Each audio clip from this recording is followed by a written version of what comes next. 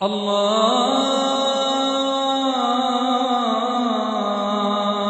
أكبر الله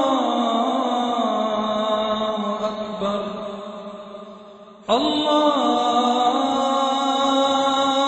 أكبر الله أكبر. إن الحمد لله نحمده ونستعينه ونستغفره ونؤمن به ونتوكل عليه ونعوذ بالله من شرور أنفسنا ومن سيئات أعمالنا من يهده الله فلا مضل له ومن يضلل فلا هادي له وأشهد أن لا إله إلا الله وحده لا شريك له وأشهد أن محمدا عبده ورسوله أما بعد فإن خير الحديث كتاب الله وخير الهدي هدي محمد صلى الله عليه وسلم وشر الأمور محدثاتها وكل محدثة بدعة وكل بدعة ضلالة وفي رواية وكل ضلالة في النار. فأعوذ بالله من الشيطان الرجيم. بسم الله الرحمن الرحيم. طه ما أنزلنا عليك القرآن لتشقى إلا تذكرة لمن يخشى تنزيلا ممن خلق الأرض والسماوات العلى الرحمن على العرش استوى له ما في السماوات وما في الأرض وما بينهما وما تحت الثرى وإن تجهر بالقول فإنه يعلم السر وأخفى الله لا إله إلا هو له الأسماء الحسنى وهل أتاك حديث موسى. اللهم أرنا الحق حقا وارزقنا اتباعه وأرنا الباطل باطلا وارزقنا اجتنابه. اللهم علمنا ما ينفعنا وانفعنا بما علمتنا وارزقنا علما. رب اشرح لي صدري ويسر لي أمري واحلل عقدة من لساني يفقه قولي. برادران اسلام، واجب الاحترام بزرگوں، دوستوں اور عزیز ساتھیوں، لائق احترام ماؤں اور بہنوں، جو آیات میں نے تلاوت کی ہیں سورہ طٰہٰ کی ابتدائی آیات ہیں، اور حضرت موسیٰ علیہ السلام کا قصہ جو کئی جمعوں سے چلا آ رہا ہے، جو نبوت والا حصہ ہے وہ طٰہٰ میں بیان ہوا ہے، جو نبوت سے پہلے کا حصہ ہے وہ تفصیل کے ساتھ قصص میں بیان ہوا ہے۔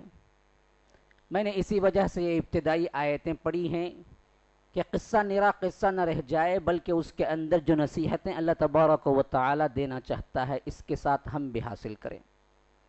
فرمایا کہ طٰہٰ ما انزلنا علیک القرآن لتشقى، یہ طٰہٰ ہے۔ طٰہٰ کا کوئی ترجمہ نہیں ہوتا، طٰہٰ طٰہٰ ہوتا ہے، یہ حروف مقطعات ہیں اور ایک نام بھی ہے سورت کا۔ یہ اللہ ہی بہتر جانتا ہے کہ اس کا صحیح اور ٹھیٹھ معنی کیا ہے۔ اسی وجہ سے بڑے بڑے مفسرین لکھتے ہیں کہ اللہ اعلم بمرادہ، اللہ تبارک و تعالی ہی اس کی مراد کو جانتا ہے۔ اسی سے معلوم ہو گیا کہ قرآن ہدایت کا ایک حصہ اپنے اندر رکھتا ہے، تو رموز کا ایک بہت بڑا حصہ اللہ تبارک و تعالی کی طرف سے نازل ہوا ہے، جس کو اللہ ہی بہتر جانتا ہے۔ یہ قرآن کا ایک اعزاز ہے۔ فرمایا کہ طٰہٰ ما انزلنا علیک القرآن لتشقى، کہ یہ طٰہٰ ہے، اے محمد صلی اللہ علیہ وسلم میں نے آپ پر اس کو نازل کیا اس وجہ سے کہ آپ مشقت میں پڑ جائیں، اس وجہ سے نازل نہیں کیا، بلکہ اس وجہ سے نازل کیا کہ یہ ایک یاد دہانی ہے، الا تذکرۃ لمن یخشی، ہر اس شخص کے لیے جو ڈر رکھتا ہے اپنے دل کے اندر، جو ڈرتا ہے اس کے لیے قرآن میں نصیحت ہے، موعظت ہے، سدھار ہے، تربیت ہے۔ جو اللہ سے ڈرتا ہی نہیں ہے اس کے لیے اس کے اندر ہدایت نہیں ہے، جو بے خوف ہو کے پڑھتا ہے اس کے لیے ہدایت نہیں ہے۔ اسی وجہ سے ہم بھی دیکھتے ہیں کہ جو مسلم غیر مسلم حضرات مسلم ہوئے ہیں، اصل میں اللہ تبارک و تعالی نے انہی کو ہدایت دی ہے جو غیر مسلم ہوتے ہوئے بھی ڈر سے جس نے پڑھا ہے، ورنہ جتنے تنقید کی نظر سے پڑھتے ہیں اس میں تسلیمہ نسرین مسلمان ہو کے بھی نکل جاتی ہے بدبخت ترین عورت، سلمان رشدی بھی نکل جاتا ہے مسلمان ہو کے بھی۔ جو ڈر کے پڑھتا ہے، جس کے دل میں ڈر ہوتا ہے اس کو ہدایت ملتی ہے، جس کو ڈر ہوتا ہی نہیں ہے، جو تنقید کی نظر سے پڑھتا ہے تو قرآن میں بھی کیڑے نکالنا شروع کر دیتا ہے، یہ اس کی بدبختی ہے، یہ سورج کو تھوکنے کے مترادف ہے، تھوک تم پہ آئے گا، سورج کو کوئی نقصان نہیں ہوگا۔ ما انزلنا علیک القرآن لتشقى، ہم نے نازل نہیں کیا ہے اللہ کے رسول صلی اللہ علیہ وسلم آپ مشقت میں پڑ جائیں، بلکہ نازل اس وجہ سے کیا ہے الا تذکرۃ لمن یخشی، کہ ہر اس شخص کے لیے نصیحت ہے جو ڈر جائے۔ اللہ کے رسول مشقت میں کیوں پڑ گئے تھے اس قرآن کو نازل ہونے کے بعد؟ تو اس کے بارے میں دو باتیں ہیں، یہ اللہ کے رسول صلی اللہ علیہ وسلم کی اپنی امت سے انتہائی محبت کی دلیل ہے۔ جب اللہ تبارک و تعالی نے قرآن کو نازل کیا، اس ہدایت نامے کو نازل کیا، تو اس وقت اللہ کے رسول صلی اللہ علیہ وسلم کی سب سے شدید ترین خواہش یہی تھی کہ ساری دنیا کے لوگ مسلمان ہو جائیں۔ جن جن کو اللہ کے رسول صلی اللہ علیہ وسلم دعوت دے رہے تھے، وہ سب کے سب قبول اسلام کر لیں، اور ان کے اسلام قبول نہ کرنے کی وجہ سے جو دکھ اللہ کے رسول کو ہو رہا تھا، یہ دکھ کسی اور معاملے میں اللہ کے رسول کو نہیں ہو رہا تھا۔ سب سے زیادہ دکھ یہ ہو رہا تھا، راتوں کی نیند حرام تھی، دعا کرتے کرتے تھکتے نہیں تھے، حتیٰ کہ اللہ کو اتنا پیار آیا اپنے نبی پہ، کہا کہ فَلَعَلَّكَ بَاخِعٌ نَفْسَكَ أَلَّا يَكُونُوا مُؤْمِنِينَ، کہ اللہ کے رسول آپ تو اپنے جان کو ہلاک کر ڈالیں گے ان کے ایمان نہ لانے پر، ان کے غم میں گھل جائیں گے آپ، شاید اتنا بھی غم مت کیجئے، اللہ بہتر جانتا ہے کس کو ایمان نصیب دینا ہے کس کو نہ دینا ہے، آپ کا کام پہنچانا ہے۔ یا ایھا الرسول بلغ ما انزل الیک من ربک، جو کچھ تمہارے رب کی طرف سے نازل ہوا ہے وہ پہنچا دو سیدھے سیدھے۔ یہ ایک پیار بھری ڈھانٹ ہے جو اللہ تبارک و تعالی یہاں کہتا ہے کہ لتشقى، ہم نے تمہیں مشقت مصیبت میں ڈالنے کے لیے اس قرآن کو نازل نہیں کیا ہے، آپ پہنچا دیں۔ اور اسی طرح دوسری بات مفسرین لکھتے ہیں کہ لتشقى کا ایک معنی کیا ہے، اللہ کے رسول جب قرآن اترنا شروع ہوا تو اتنی عبادتوں میں اپنے آپ کو مصروف کر لیا کہ پوری رات گزر جاتی تھی، تہجد میں پڑھنے میں وقت گزار دیتے، اور صبح سویرے کے بعد دعوت کے لیے نکل جاتے، نہ دن کے لیے آرام تھا نہ رات کے لیے آرام تھا۔ تو اللہ نے کہا کہ اتنی بھی عبادت نہ کرو کہ خود تمہاری جان خطرے میں پڑ جائے۔ یا ایھا المزمل قم اللیل الا قلیلا نصفہ او انقص منہ قلیلا او زد علیہ ورتل القرآن ترتیلا ان ربک یعلم انک تقوم ادنی من ثلث اللیل ونصفہ وثلثہ وطائفۃ من الذین معک، اللہ جانتا ہے کہ تم آدھی رات تک کھڑے ہوتے ہو، نہیں آدھی رات سے بھی بڑھ کے اللہ کے حضور کھڑے ہوتے ہو، اور تمہارے ساتھ ایک جماعت کھڑی ہوتی ہے نماز کے اندر۔ یہ عبادت کی کثرت تھی جسے اللہ تبارک و تعالی نے پیار سے روکا کہ اتنی بھی نہ کرو کہ تمہاری جان کو خطرہ ہو جائے۔ لتشقى، فرمایا کہ الا تذکرۃ لمن یخشی، یہ تو ایک نصیحت ہے اور اس شخص کے لیے جو ڈرتا ہے۔ تنزیل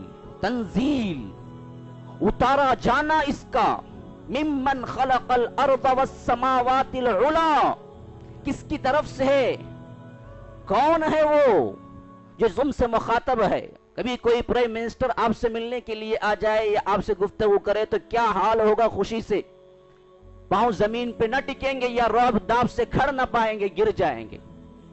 ہاں، یہ بھی یاد رکھو کہ جب نماز میں کھڑے ہوتے ہو اور قرآن مخاطب ہوتا ہے، ابھی جو مخاطب کر رہا ہے قرآن، یہ کس کی طرف سے ہے، اس کے بارے میں کچھ جانا ہے تم نے بھی؟ اللہ اپنا تعارف پیش کرا رہا ہے، تنزیل، نزل ینزل تنزیل، اس کا اتارا جانا، ممن خلق الارض والسماوات، کس کی طرف سے ہے پتہ ہے؟ جس نے زمین کو پیدا کیا، پورے آسمانوں کو پیدا کیا، اونچے اونچے، السماوات العلی، الرحمن، اور اس کی سب سے اہم صفت کیا ہے؟ وہ رحمان ہے۔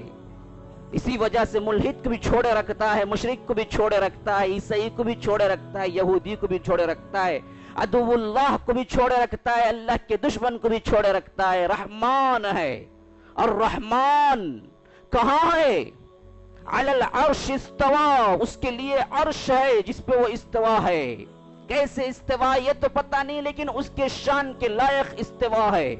یہ عرش وہ عرش ہے جس کے نیچے کرسی ہے، اور وہ کرسی ایسی کرسی ہے کائنات پر چھائی ہوئی ہے۔ وسع کرسیہ السماوات والارض، اس کی جلالت، اس کی قدر، اس کی جبروت، اس کی قدرت، اس کی حکومت، اس کی سلطنت تم کیا جانتے ہو؟ لفظوں کے اندر بیان نہیں ہو سکتا۔ پوری کائنات مل کے الفاظ ڈھونڈ کے لائیں تو ادا نہیں ہو سکتا۔ ایک سمندر نے ساتوں سمندر کی سیاہی آپ کو کیا ہے، پانی سیاہی بن جائے تو اللہ کی نعمتیں ختم نہیں ہو سکتی۔ ایک درخت نہیں، کائنات کے جتنے درخت ہیں سب مل کے قلم بن جائے تو اللہ تبارک و تعالی کی حمد ثنا ختم نہیں ہو سکتی۔ وَلَوْ أَنَّ مَا فِي الْأَرْضِ مِنْ شَجَرَةٍ أَقْلَامٌ وَالْبَحْرُ يَمُدُّهُ مِنْ بَعْدِهِ سَبْعَةُ أَبْحُرٍ مَا نَفِدَتْ كَلِمَاتُ اللَّهِ۔ یہ اللہ ہے جس کی طرف سے یہ قرآن نازل ہوا ہے۔ غور کرو، کتنی بڑی نعمت سے تمہیں نوازا گیا ہے، تم پہچانتے ہی نہیں ہو یہ کتاب کس کی طرف سے آئی ہے۔ ممن خلق السماوات والارض علا الرحمن، وہ رحمان ہے۔ اور یہ بات یاد رکھ لینا چاہیے، اللہ کا سب سے اہم صفت اللہ کی وہ رحمان ہے، اور رحمان کی صفت اللہ نے کسی کے لیے استعمال نہیں کی ہے، بقیہ ہر صفت دوسروں کے لیے بھی استعمال ہو سکتی ہے۔ لقد جاءکم رسول من انفسکم عزیز علیہ ما عنتم حریص علیکم بالمؤمنین رؤوف الرحیم۔ اللہ کے رسول کے لیے رؤوف بھی استعمال ہوا ہے، رحیم بھی استعمال ہوا۔ ہم بھی کسی رحم دل کے بارے میں کہہ سکتے ہیں کہ بڑا رحیم ہے بھائی، اس کا دل بڑا رحم کرتا ہے وہ لوگوں پر، لیکن رحمان کبھی ہم کسی کے لیے استعمال نہیں کریں گے کہ وہ بڑا رحمان ہے بھائی، نہیں بولیں گے۔ ہاں عبد الرحمان رکھ سکتے ہیں، رحمان کا بندہ، لیکن یہ نہیں کہہ سکتے کہ یہ بڑا رحمان ہے۔ رحمان کی صفت صرف اللہ کو زیبا ہے، کسی اور کے لیے نہیں۔ اسی لیے فرمایا سورہ اسراء میں کہ قل ادعوا اللہ او ادعوا الرحمن، اللہ چاہ کے پکارو تم، رحمان چاہ کے پکارو۔ ایما تدعو، دونوں نام میرے ہیں، جس سے چاہے تم پکارو۔ اللہ کا نام اسی کے بالمقابل رحمان، رحمان کسی اور کے لیے استعمال نہیں ہوتا، یہ صرف اللہ کے لیے خاص ہے۔ اسی لیے فرمایا کہ الرحمن علی العرش استوى، رحمان ہے جو عرش پہ مستوی ہے۔ لہو ما فی السماوات وما فی الارض وما بینہما وما تحت الثری، اس کی سلطنت ملکیت کیسی ہے، اسی کے ہیں، اسی کے لیے ہیں۔ ما فی السماوات وما فی الارض، جو کچھ آسمانوں میں اور جو کچھ زمینوں کے اندر موجود ہے۔ وما تحت الثری، جو زمین کی گہرائیوں کے اندر موجود ہے۔ اتاہ گہرائی کو سرا کہتے ہیں، گویا کہ زمین کا اینڈنگ پوائنٹ کوئی نہیں دیکھا ہے آج تک، بس چند میٹروں تک یہ سطح ہے، اس کے بعد لاوا ہے۔ آتش فشاں پہاڑ کہاں سے پھوٹتے ہیں، اسی سے پھوٹتے ہیں، پھر اس کے بعد کوئی اندر جا ہی نہیں سکتا۔ کروڑوں کا خزانہ پڑا ہوا ہے، یہ سونا کہاں سے نکلتا ہے جس کے لیے لوگ کٹ مرتے ہیں؟ یہ تو اندر موجود ہے کروڑوں کا، جہاں پہنچ ہی نہیں پاتا ہے کوئی بندہ۔ فرمایا کہ اس کا بھی میں مالک ہوں۔ ما فی السماوات وما فی الارض وما بینہما وما تحت الثری وان تجہر بالقول فانہ یعلم السر واخفی، تم زور سے بات کرو سن لیتا ہوں، آہستہ بات کرو سن لیتا ہوں۔ تم سن نہ سکو دل کی بات، وہ بھی سن لیتا ہوں۔ وَإِن تَجْهَرْ بِالْقَوْلِ فَإِنَّهُ يَعْلَمُ السِّرَّ وَأَخْفَى، تجہر دکھا کے بات کرنا، جہر، سر اس کا اپوزٹ ہے، چھپا کے بات کرنا۔ لیکن اخفا کیا ہے؟ خفی چھپانا، اس سے زیادہ مبالغہ اور اسم التفضیل کا صیغہ ہے۔ اکبر، اخفا، جیسا کہ اللہ اکبر سب سے بڑا ہے، اخفا سب سے، وہ باتیں جن کو تم خود نہیں سمجھ پاتے، تمہارے دل کی باتیں، دل کے اندر کچھ باتیں ہوتی ہیں جو ابھی سمجھنے کے دائرے میں تم ہوتے ہو، لیکن اللہ جانتا ہے کیا ہو رہا ہے تمہارے دل کے اندر۔ اخفا، اس سے چھپاتے ہو، کیا چھپاتے ہو تم؟ اس سے چھپ کے جا سکتے ہو، کہاں جا سکتے ہو تم؟ اس سے روگردانی کرتے ہو، کہاں بھاگ کے جاؤ گے؟ ہاں، ان تنفذوا من اقطار السماوات والارض فانفذوا لا تنفذون الا بسلطان، بھاگ سکتے ہو میری سلطنت سے تو بھاگ کے دکھاؤ۔ اللہ کہتا ہے فانفذوا، جو میری سلطنت سے بھاگ کے دکھاؤ، نہیں بھاگ سکتے. لا تنفذون الا بسلطان. فبأي آلاء ربكما تكذبان. رحمان میں فرمایا کہ تم اپنے رب کی کن کن نعمتوں کو جھٹلاؤ گی. وَإِن تَجْهَرْ بِالْقَوْلِ فَإِنَّهُ يَعْلَمُ السِّرَّ وَأَخْفَى. وہ رب ہے جو تمہارے جہر کو بھی جانتا ہے، تمہارے سر کو بھی جانتا ہے، تمہارے مخفی باتوں کو بھی جانتا ہے. اللہ لا الہ الا ہو. کون ہے وہ؟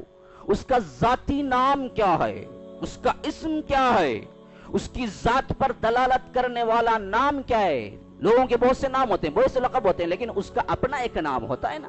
تو اللہ اپنا نام بیان کر رہا ہے. یہ صفات اوپر بیان ہو رہے تھے، اب اپنا نام بیان کر رہا ہے. اللہ، وہ اللہ ہے، وہ اللہ ہے جس کا کوئی ترجمہ نہیں ہوتا. اللہ کو گاڈ نہیں کہنا چاہیے، یہ مطلب نہیں کہ فتویٰ دے رہا ہوں، لیکن اللہ کا معنی کسی گاڈ سے ادا نہیں ہوتا، خواہ وہ بڑے جی سے لکھیں چھوٹے جی سے لکھیں. اللہ اللہ ہوتا ہے. اللہ کا کائنات کی کسی زبان میں ترجمہ ہو نہیں سکتا. یہ اللہ ہے، اللہ لا الہ الا ہو. بعض لوگ فارسی میں خدا کہتے ہیں، اصل میں فارسی لفظ ہے خدا، اس بھی ترجمہ نہیں ہو سکتا. اللہ کا ترجمہ اس کا بھی نہیں ہو سکتا. سب سے بہتر لفظ اللہ کا اللہ ہے. اللہ لا الہ الا ہو. وہ اللہ ہے جس کے علاوہ کوئی الہ نہیں، کوئی معبود نہیں، کوئی جس کی عبادت کی جا سکتی ہے لائق نہیں. کسی کے آگے سجدہ روا نہیں، کسی کے آگے رکوع روا نہیں، کسی کے آگے قیام روا نہیں، کسی کے آگے قنوت روا نہیں، کسی کے آگے دعا روا نہیں، کسی کے آگے نظر روا نہیں، کسی کے آگے نیاز روا نہیں، کسی کا چھپے ڈر دل کے اندر رکھنا روا نہیں. یہ سب میرے حقوق ہیں. لا الہ الا ہو لہ الاسماء الحسنی، کہ اس کے لیے اچھے اچھے نام ہیں. یہ اللہ کے علاوہ بہت اچھے اچھے نام ہیں. یہ ایک تعارف ہے. قصہ شروع کرنے سے پہلے تعارف ہوتا ہے نا جی. پکچروں میں ہم بھی دیکھ دیکھ کے عادی ہی ہیں، ہاں؟ تو وہ تعارف ہے کہ یہ کس کی طرف سے آ رہا ہے. ایسے ویسے مت سننا، مزے کے لیے نہیں، یہ تمہاری زندگی کے بناؤ کے لیے آ رہا ہے.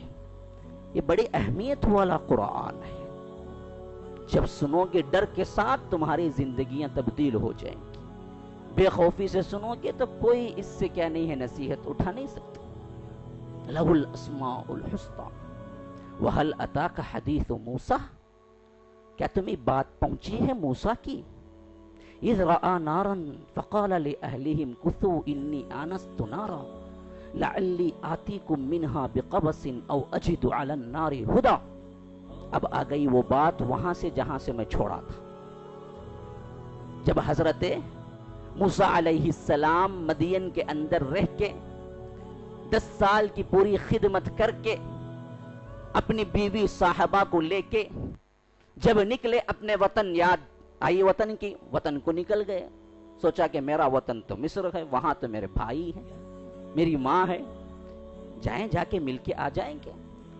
قضا موسیٰ الاجل وسار بأہلہ. تو مکمل کی حضرت موسیٰ نے مدت، اور سب اپنے کنبے کو لیا، چل دیے. جو وہاں سے چلے اب اس کا ٹکڑا یہاں بیان ہو رہا ہے طٰہٰ کے اندر. وہ بات کیا ہے؟ جب چل کے جا رہے تھے، رات اندھیری تھی، ٹھنڈ کی تھی، اور اتنی اندھیری تھی کہ راستہ بھی بھول گئے تھے. اس زمانے میں اس طرح کی سڑکیں تو نہیں ہوتی تھی جس طرح تارکول کے یہاں پر موجود ہیں، اور سیدھے سیدھے اسٹریٹ لائٹ لگے ہوئے ہوں اور آپ موٹر سائیکل پہ سیدھے پہنچ جائیں. یہ تو حال نہیں تھا اس زمانے کے سفر کا. نہ راستہ ہوتا تھا، نہ روشنی ہوتی تھی. تو جب وہ نکلے ہیں تو ایک تو اندھیری رات تھی، دوسرا راستہ بھول گئے تھے.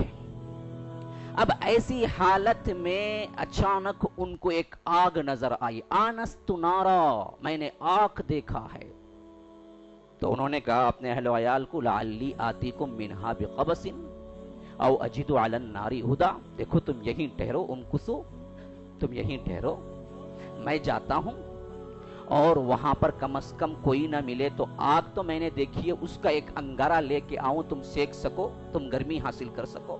یا نہیں تو آگ ہوگی تو کوئی نہ کوئی وہاں موجود ہوگا تو راستہ پوچھ لوں گا کم از کم، یا تو راستہ پوچھ لوں گا یا نہیں تو آگ کا انگارہ لے کے آؤں گا۔ قبس کہتے ہیں آگ کے انگارے کو، بقبس او اجد علی النار ہدا، یا نہیں تو وہاں سے کوئی راہ بتانے والے کی طرف سے راہ منزل کا پتہ لے کے آ جاؤں گا۔ تو یہ کہہ کے انہوں نے اپنے اہل و عیال کو کھڑایا، آگے بڑھ گئے۔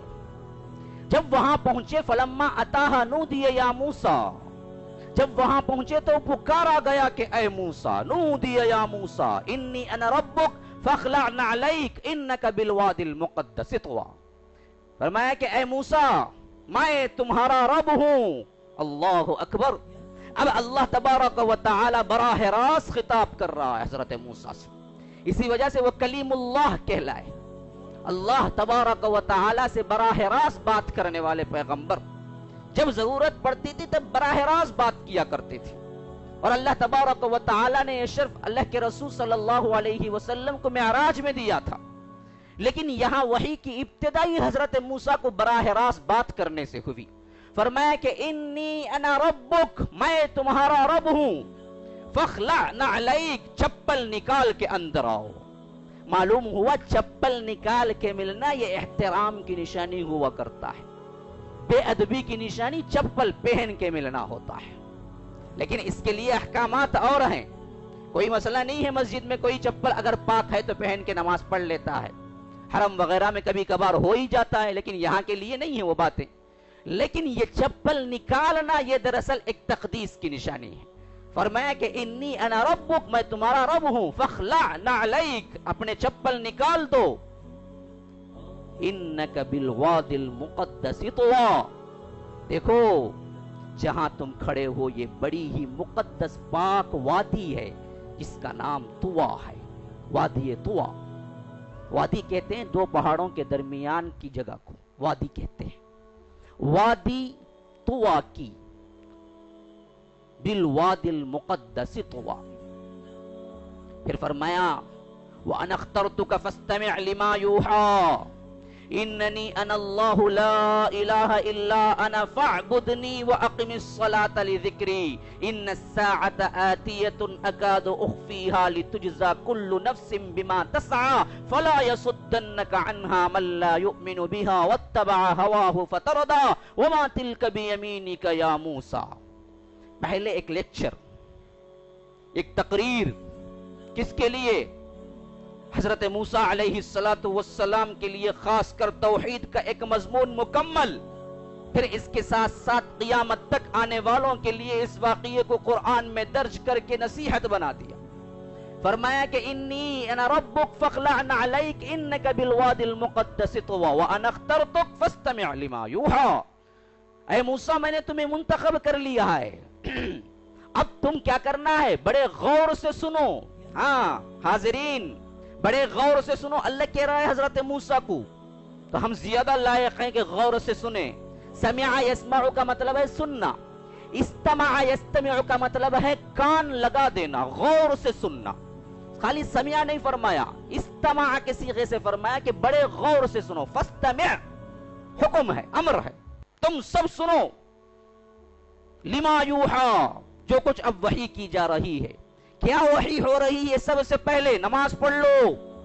کیا وحی ہو رہی ہے؟ سب سے پہلے زکوٰۃ دو۔ کیا وحی ہو رہی ہے؟ کسی معاملات کی طرف اشارہ کیا گیا ہے؟ نہیں۔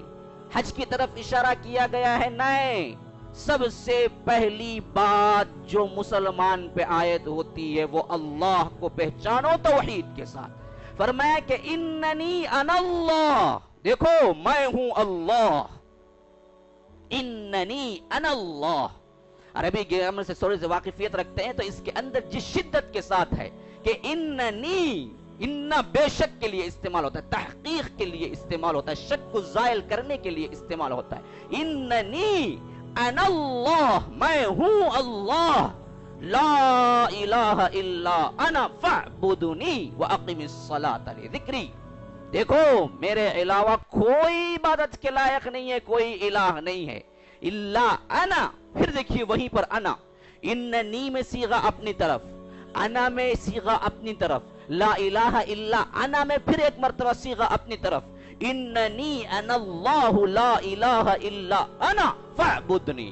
دیکھو میں اللہ ہوں، میں 3 مرتبہ ہوا ہے اس آیت کے اندر. میں اللہ ہوں، میں کوئی الہ نہیں ہے. کسی کے آگے سجدہ نہیں، رکوع نہیں، قیام نہیں، نظر و نیاز نہیں، ڈرنا نہیں، خوف نہیں. میں اللہ ہوں. بس اس توحید کو پکڑ لو، یہ ہے کائنات کا سب سے اہم راز. اس نے جس کو پا لیا، جس نے نہ پایا وہ کائنات کی ڈھیر ساری دولت پا کے کچھ نہ پایا. جس نے پا لیا مقدس ہو گیا، جس نے نہ پایا وہ کائنات کا سب سے گندا ترین کیڑا ہے، خواہ وہ انسان کیوں نہ ہو. سب سے گندی مخلوق ہے، خواہ وہ انسان کیوں نہ ہو. انا اللہ لا الہ الا انا فاعبدنی. دیکھو میں الہ ہوں تو سب سے اہم کام تمہارا کیا ہو کہ میری عبادت کرو، کسی اور کی نہیں. فاعبدنی، میری عبادت کرو. پھر اس کے بعد فرمایا وَأَقِمِ الصَّلَاةَ لِذِكْرِي، کہ میری ذکر کے لیے نماز کو قائم کرو. نماز دوسرے نمبر پر، توحید پہلے نمبر پر. آج نمازیں مسجدیں بھری ہوئی ہیں، افسوس درگاہیں بھی ساتھ میں بھری ہوئی ہیں. مسجد کے اندر درگاہوں کا نظام کس نے راج دیا؟ یہ کہاں کا اسلام ہے؟ ادھر یہاں سجدہ کرو پھر وہاں بھی سجدہ کرو. بھرے دودھ میں ایک مینگنی ڈال دیں گے تو پھر وہ دودھ رہے گا تمہیں پینے کے لائق؟ یہی تو ہو رہا ہے. تمہاری نمازیں کہاں رہ جاتی ہیں جب وہاں بھی سجدہ ہو یہاں بھی سجدہ ہو؟ مسجد میں پڑھتے ہو ایاک نعبد و ایاک نستعین، باہر نکل کے پڑھتے ہو یہاں کا نعبد وہاں کا نستعین. ایاک میں دونوں میں حصر ہے، حصر دونوں میں. یہ ایاک ایک بہت بڑی ترکیب ہے گرامر کی، جس کا معنی ہوتا ہے ہی. آپ کیا پیئیں گے؟ چائے پیوں گا. تو آپ پوچھ سکتے ہیں کافی بھی پی سکتے ہیں نا؟ ہاں جی لے کے آ جاؤ، کوئی مسئلہ نہیں، کافی بھی پی لوں گا. لیکن سوال ہو آپ کیا پیئیں گے اور آپ جواب دیں میں چائے ہی پیوں گا. تو آپ پوچھیں کافی بھی پی سکتے، کیا جی پاگل ہو گیا؟ بولا نہیں چائے ہی پیوں گا بول کے. تو یہ ہی ہے نا، مختص کر دیتا ہے اور اس میں سے تمام معاملات کو نکال دیتا ہے. یہی ہی کا مفہوم ادا کرنے کے لیے ایاک آیا ہے. ایاک نعبد کا ہم تیری ہی عبادت کرتے ہیں، کسی اور کی نہیں. وَإِيَّاكَ نَسْتَعِينَ، ہم تیرے سے ہی مدد مانگتے ہیں، کسی اور سے نہیں. یہ معنی ہے. فَاعْبُدْنِي وَأَقِمِ الصَّلَاةَ لِذِكْرِي، اور نماز کو قائم کرو میرے ذکر کے لیے. ہاں یہ میرا ذکر ہے سراپا. کیسی مخلوق ہے، اللہ نے کیا بہترین نماز سکھا کے دی. ہم نے نماز کو تو چھوڑ دیا، اللہ حال، ذکر کا حال، فلاں کا حال کیا کرنا ہے. ہاں مونڈے پھرانا ہے، کوئی ہاتھ پھرانا ہے، کوئی آواز بلند کرنا ہے، کوئی جھڑکی دینا ہے، کوئی حرکت دینا ہے. کیا کیا ذکر کے نئے طریقے ایجاد کر لیے، پتہ ہی نہیں ہے. گویا کہ اللہ کو معلوم نہیں تھا اپنا ذکر کیسے کرنا ہے بندوں کو سکھانے کے لیے. اب یہ نئے رواج دے لیے اپنا ذکر کرنے کے لیے. یہ سراپا ذکر ہے نماز، اس سے پڑھو. ذکر کرنا یہ کرو، یہ ذکر ہے. وَأَقِمِ الصَّلَاةَ لِذِكْرِي ان الساعة آتیۃ اکاد اخفیہا لتجزا کل نفس بما تسعی. اور یاد رکھو قیامت آنا ہے اور اس کو میں نے خود ہی چھپا کے رکھا ہے. کیا سلیس گفتگو ہے، دیکھیے کیا عام فہم عقیدہ ہے. دیکھیے ہمارا اللہ نے قیامت کو چھپایا، کہا کہ جاؤ مجھے نہیں دیکھ سکتے، جنت کو نہیں دیکھ سکتے، جہنم کو نہیں دیکھ سکتے. یہ غائبانہ مجھ سے ڈرو اور بتلا دو کہ میرے بندے ہو تو میں خوش ہو کے تمہیں جنت دوں گا. سیدھا سادہ فلسفہ ہے. ان الساعۃ آتیۃ، قیامت آنی ہے. اکاد اخفیہا، میں خود اس کو چھپا کے رکھا ہوا. کیوں؟ لِتُجْزَا كُلُّ نَفْسٍ بِمَا تَسْعَى، اس وجہ سے کہ ہر بندے کو اس کا کیا جو کچھ ہے اس کا صحیح بدلہ دے سکوں. سامنے موجود ہوگی تو برا ہوگا اچھا ہوگا سب کر لیں گے ڈر کے، پھر کیسے معلوم ہوگا اچھا کون ہے برا کون ہے؟ اسی وجہ سے چھپا کے رکھ دیا. اب جو صحیح معنوں میں ڈرے گا میرے سے وہ چھپا کے رکھ کے بھی ڈرے گا.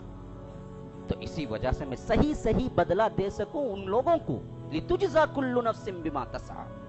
پھر ابھی ایک نصیحت آمیز بات ہے حضرت موسیٰ کے لیے قیامت کے سلسلے میں اور ہم سب کے لیے. فرمایا کہ فلا یصدنک عنہا من لا یؤمن بہا واتبع ہواہ فتردی. موسیٰ یاد رکھو کوئی چیز دنیا کی تمہیں اس یقین سے نہ روک دے، اس ایمان سے نہ روک دے کہ قیامت آنی ہے. فلا یصدنک، صد یصد کہتے ہیں روک دینے کو. کوئی چیز تمہیں نہ روکے اس قیامت کے آنے پر یقین رکھنے سے. من لا یؤمن بہا واتبع ہواہ فتردی. تو یاد رکھو ایسا کوئی ہوگا جو اپنے خواہشات نفس کی اتباع کرے گا، ہوا کہتے ہیں یہاں خواہشات نفس کو، تو وہ برباد ہو کے رہ جائے گا. نہ دنیا میں کامیابی ہے نہ آخرت میں کامیابی ہے. تمہیں کوئی مصیبت ایسی آئی جو آخرت کے عقیدے کو متزلزل کر رہی ہے تو یاد رکھو اس آیت سے سبق سیکھو اور کہو دل کے اندر کہ نہ مجھے پکا یقین ہے اپنے رب سے ملاقات کرنا ہے. اللہ نے روکا ہے تمہیں کچھ بھی آ جائے دنیا کے اندر، کبھی اس یقین پہ متزلزل نہ ہو جانا، کبھی اس یقین کے اندر شک پیدا نہ کرنا کہ آخرت بھی ہے اور مجھے اپنے رب سے ملاقات کرنا ہے اور میں ایک دن سوال جواب ہوگا میرے سے اور میں اپنے رب کو جواب دینا ہے. یہ عقیدہ ہمیشہ تمہارے ساتھ رہنا چاہیے.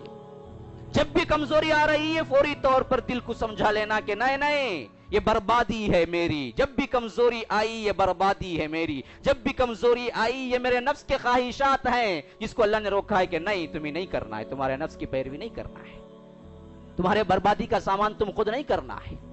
جیسے جیسے آخرت کا عقیدہ، اللہ کے رب سے ملاقات کا عقیدہ پختہ ہوتا جائے گا، اللہ کی قسم یاد رکھ لیجئے ہماری زندگی بنتی سنورتی جائے گی اور اللہ تبارک و تعالی کا ڈر اور اس کی عبادتوں میں ہم لگے رہیں گے. جیسے جیسے آخرت کی کمی ہوگی ویسے ویسے کیا ہے گناہ جسم کے اندر آتے چلے جائیں گے. اس لیے فرمایا کہ لا یصدنک عنہا من لا یؤمن بہا واتبع ہواہ فتردی، کہ دیکھو کوئی چیز تمہیں روکنے نہ پائے اس آخرت پر ایمان لانے سے. اگر ایسا ہوگا تو تم اپنے خواہش کی اتباع کر کے برباد ہو جاؤ گے. پھر پوچھا وما تلک بیمینک یا موسیٰ. موسیٰ اچھا یہ بتاؤ تمہارے ہاتھ میں کیا ہے، دہنے ہاتھ میں کیا ہے، بیمینک.